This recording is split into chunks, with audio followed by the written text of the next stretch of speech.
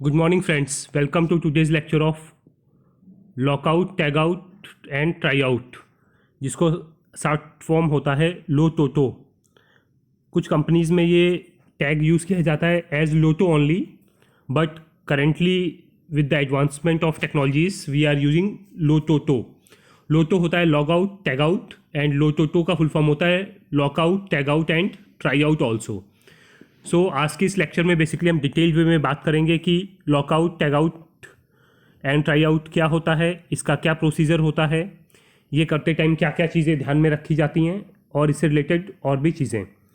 Before starting today's lecture, अगर आपको मेरे लेक्चर्स अच्छे लगते हैं तो मेरे चैनल को सब्सक्राइब कीजिए और जितना ज़्यादा पॉसिबल है उतना ज़्यादा वीडियोज़ को लाइक कीजिए और अपने फ्रेंड से शेयर कीजिए। मेरा ये जो लेक्चर है इसके PDF का लिंक मैं अपने डिस्क्रिप्शन बॉक्स में डाल दूँगा, तो जिसको भी वो डाउनलोड करना हो वहाँ पे जाके डाउनलोड कर सकता है। सो सबसे पहले हम बात करते हैं कि लोटोटो के बेसिक्स क्या होते हैं। तो याद रखिएगा लोटोटो होता क्या है। जैसा कि मैंने आपको पहले बताया, it is a safety procedure that is used in industries to ensure that dangerous machines are properly shut off and not able to be started up again prior to the completion of the maintenance work.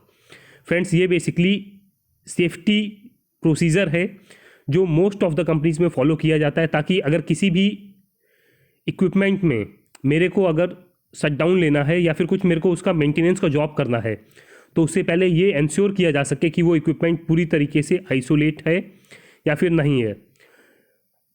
पूरी तरीके से मतलब उसमें जितनी भी तरीके की energies present होने के चांसेस हैं, वो सारी की सारी एनर्जीज जो उसके अंदर प्रेजेंट होने के चांसेस हैं, वो सारी की सारी एनर्जीज नलीफाई होनी चाहिए। अदरवाइज़ कोई भी वर्कर जो वहाँ पे काम करेगा वो उससे इम्पैक्ट हो सकता है। सो याद रखिएगा कि लोटोटो की इम्पोर्टेंस काफ़ी ज़्यादा रहती है। इसमें जो भी पावर सोर्सेज रहते हैं उनको हम आइसोलेट करते हैं with the help of this tags and locks करते हैं, जैसा कि यहाँ पे मैंने दिखाया है। एंड आफ्टर दैट जो वहाँ पे ऑपरेटर काम करने वाला है उसके हाथ में हम उसकी कीज़ दे देते हैं, ताकि वो पूरी तरीके से इंश्योर हो सके कि अब इसमें किसी भी तरीके का हैज़ार्ड नहीं है और वो वहाँ पे काम कर सके। आफ्टर कंप्लीशन ऑफ जॉब वो ऑपरेटर खुद जाएगा और जाके अपना फाइनल आइसोलेशन क्लोज करेगा। वही जाके ये जो ताले लगे हुए हैं इनको ओपन करेगा और ये इंश्योर करेगा कि मेरा काम पूरा हो गया है और अब आप दोबारा मशीन स्टार्ट कर सकते हैं। सो लोटोटो बेसिकली होता है for the safety point of view. Now आगे की स्लाइड्स में हम काफ़ी ज़्यादा डिटेल वे में इसके बारे में बात करेंगे। सो आपके दिमाग में अब ये आ रहा होगा कि पर्पस क्या होता है लोटोटो का। सो लोटोटो का जैसा कि मैंने आपको पर्पस बताया कि हर एक इक्विपमेंट के साथ में बहुत अलग अलग तरीके की एनर्जीज प्रेजेंट होती हैं। डिपेंड करता है कि आप आइसोलेशन में क्या क्या कंसिडर कर रहे हो।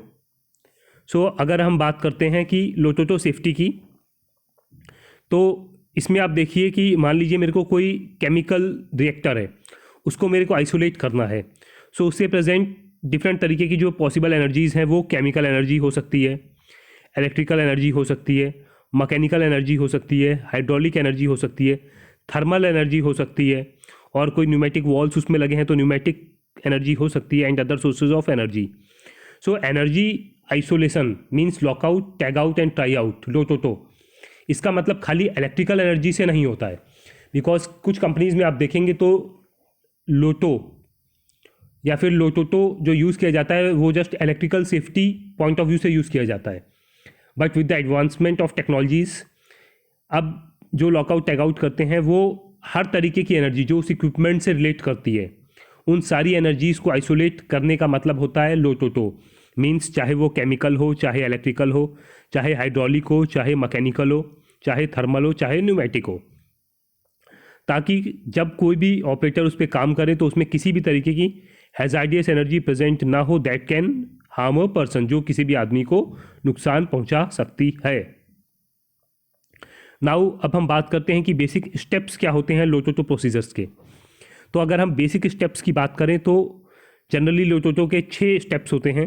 पहला होता है प्रेपरेशन करना, सेकंड होता है शट डाउन, थर्ड होता है आइसोलेशन, फोर्थ होता है लॉकआउट टैग आउट, फिफ्थ होता है stored energy check, and last होता है आइसोलेशन वेरिफिकेशन। इन सारे के सारे स्टेप्स के बारे में मैं आपको आगे आने वाली स्लाइड्स में प्रॉपर तरीके से कम्युनिकेट कर रहा हूँ। Step 1, lockout tag out preparation. So first step जो होता है वो होता है लॉकआउट टैग आउट की प्रेपरेशन करना। इस प्रेपरेशन के टाइम जो भी ऑथोराइज्ड एम्प्लॉयज़ हैं उनको ये इन्वेस्टिगेट करना है और ये चेक करना है कि कौन कौन सी प्रोबेबल एनर्जीज़ हैं जो किसी इक्विपमेंट जो मैं आइसोलेट कर रहा हूँ उसमें प्रेजेंट हो सकती हैं, और उनको मेरे को प्रॉपर तरीके से आइसोलेट करना है, उनको आइडेंटिफाई करना है और इनको आइसोलेट करना है मेरे को। Second, shut down. जैसा ही आपकी प्लानिंग पार्ट कंप्लीट होता है, the actual process of powering down and locking down machines. Second में आपको मशीन को पावर डाउन करना है। आफ्टर दैट आपने मशीन पावर ऑफ कर दिया। सेकेंड, जो भी उससे अफेक्टेड एम्प्लॉयज़ हैं उनको आपको इन्फॉर्म करना है कि ये इक्विपमेंट शट डाउन में है और अभी आपको इसको ऑपरेट नहीं करना है। सो पहला स्टेप हो गया, आपने प्रेपरेशन किया। सेकेंड, आपने मशीन को इलेक्ट्रिकली पॉइंट ऑफ व्यू से आपने शट डाउन किया और जो भी उससे इफ़ेक्ट होने वाले एम्प्लॉयज़ हैं उन सबको आपने कम्युनिकेट किया। Third one is isolation. So जो ये थर्ड स्टेप होता है आइसोलेशन में, इसमें जितने भी उसमें एनर्जी सोर्सेज प्रेजेंट हैं, लाइक आपका electrical energy, chemical energy, mechanical energy, इन सबको प्रॉपर तरीके से आइसोलेट किया जाता है। ये स्टेप होता है आपका आइसोलेशन का स्टेप। फोर्थ होता है आपका लॉकआउट टैग आउट। इस केस में जो भी आपने इक्विपमेंट अपना आइसोलेट किया है उसमें प्रॉपर तरीके से आपको लॉक लगाना है और प्रॉपर तरीके से टैग लगाना है, ताकि अगर कोई भी बंदा जिसको उससे रिलेटेड इन्फॉर्मेशन नहीं है वो अगर जगह पे जाता है तो he should be automatically informed कि ये इक्विपमेंट अभी लोटोटो प्रोसीजर के अंडर है। इसकी काफ़ी ज़्यादा इंपॉर्टेंस इसलिए रहती है क्योंकि हर आदमी सेम प्लेटफॉर्म पे रहता है और इसमें लॉकआउट टैग आउट में सारे के सारे जो क्रॉस फंक्शनल टीम्स रहते हैं, लाइक अगर किसी रिएक्टर पे मेरे को काम करना है तो उसमें इलेक्ट्रिकल, मैकेनिकल, ऑपरेशंस, सारे के सारे एम्प्लॉयज़ एक प्लेटफॉर्म पे आके इसको अप्लाई करते हैं और हर एक का अपना एक इंडिविजुअल लॉक रहता है जो वो जाके वहाँ पे जो भी आपका इक्विपमेंट है वहाँ पे अगर वॉल्स आपने केमिकल एनर्जी आइसोलेट किया है, वॉल्स हैं, तो आप वॉल्स पे लॉक लगाओगे। अगर आपका पैनल है जहाँ से आपने इलेक्ट्रिकल आइसोलेशन किया है वहाँ पे जाके आप अपने लॉक्स लगाओगे।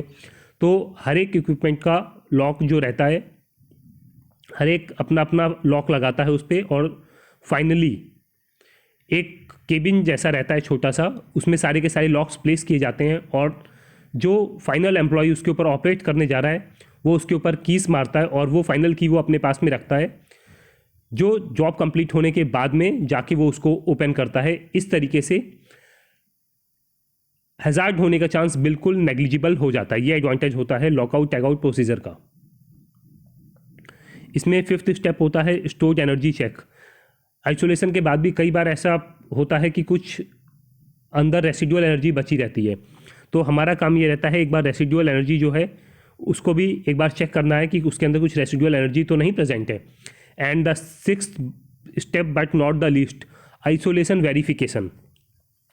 आपने टैग लगा दिया, सब कुछ कर दिया, बट कभी भी आप किसी भी इक्विपमेंट में काम करने से पहले एक बार उसे दोबारा चेक कीजिए। आप उसको दोबारा ऑपरेट करके देखिए कि अगर आपने प्रॉपर तरीके से लॉकआउट हुआ है या नहीं हुआ है। इधर आपने सारे के सारे स्टेप्स फॉलो किए हैं, बट उसके बाद भी it is a double check, because कई बार ऐसी गलतियां पाई गई हैं कि परमिट्स जो हम बनाते हैं कंपनी में उनके ऊपर साइंस होते हैं प्रेजेंट कि आइसोलेशन किया गया है, बट उसके बाद भी जब ऑपरेट करने जाते हैं तो कई बार जो इक्विपमेंट है वो एकदम से उसका एजिटेटर या मूव करने लगता है या फिर कहीं से केमिकल आ जाता है। So final step is isolation verification. एक बार फाइनली क्रॉस चेक करना, this is a double check. So याद रखिएगा कि ये एक फाइनल चेक होता है जो हमें दोबारा करना है। स्पेशली ये किन केसेस में ज़रूरत रहता है, जैसे आप कहीं पे कोई वेसल एंट्री दे रहे हैं तो वेसल एंट्री देने में एक एम्प्लॉई आपकी पूरी जिम्मेदारी पे एक इक्विपमेंट के अंदर एंटर करता है। In that case this is your responsibility to check it once more, because अगर गलती से भी वो एजिटेटर कुछ चालू हो गया तो it can lead to a fatal accident. So हमेशा याद रखिएगा, लोटो ये पहले का वर्जन था, आज की डेट का वर्जन है LOTOTO, lockout, tag out and try out. अब फ्रेंड्स हम बात करते हैं कुछ एग्जांपल्स की।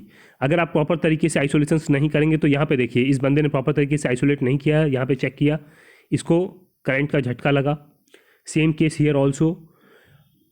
सो याद रखिएगा कि लोटोटो बहुत ही इम्पॉर्टेंट रोल प्ले करता है और आपको स्टेप बाय स्टेप्स इसमें जितने भी स्टेप्स दिए हुए हैं, लाइक प्रॉपर तरीके से एनर्जीज आइडेंटिफाई करना, आफ्टर दैट प्रॉपर तरीके से शट डाउन करना, देन प्रॉपर तरीके से जितनी भी एनर्जीज प्रेजेंट है उनको आइसोलेट करना, देन रेसिडुअल एनर्जीज को रिमूव करना एंड फाइनली रीचेक करना। इन सारी की सारी चीज़ों को करने के बाद ही आप कभी भी कोई भी इक्विपमेंट में मेंटेनेंस जॉब प्लान कीजिए, अदरवाइज कोई भी फैटल एक्सीडेंट होने के चांसेस होते हैं। और एक और चीज़ याद रखिएगा कि लोटोटो का मतलब खाली इलेक्ट्रिकल सेफ्टी नहीं होता है, it is chemical, mechanical, other type of safeties also. So that's all for today's lecture. Hope आपको आज का मेरा लेक्चर अच्छा लगा होगा।